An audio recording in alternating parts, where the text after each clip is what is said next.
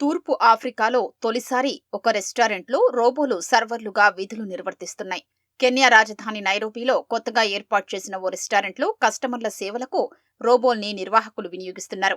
అక్కడికొచ్చిన కస్టమర్లు తామిచ్చిన ఆర్డర్లను రోబోలు తీసుకురావడం చూసి ఆశ్చర్యపోతున్నారు. వారాంతాల్లో రద్దీ సమయంలో ఈ రోబోలు తమకు ఎంతగానో తోడ్పడుతున్నాయని, వాటిని తమ సహోద్యోగులుగా భావించి పేర్లు కూడా పెట్టినట్లు సిబ్బంది తెలిపారు.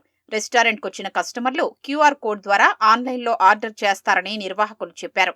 రోబోలకు కమాండ్ల రూపంలో సూచనలు చేయడం ద్వారా ఆహారాన్ని ట్రేలో తీసుకెళ్లి కస్టమర్లకు అందజేస్తుందన్నారు. రోబోలను ఇప్పటికే అమెరికా, చైనా, జపాన్, భారత్ వంటి దేశాల్లో వినియోగిస్తున్న తూర్పు ఆఫ్రికాలో రోబో వెయిటర్లు అందుబాటులోకి రావడం ఇదే తొలిసారి కావడంతో ఆ రెస్టారెంట్ కస్టమర్లతో కిటకిటలాడుతోంది. రోబోల్ని వినియోగించడం ఖర్చుతో కూడుకున్న వ్యవహారమన్న యజమాని వాటిని కేవలం రద్దీని తట్టుకొని కస్టమర్లకు వినోదం పంచేందుకే ప్రవేశపెట్టినట్లు తెలిపారు.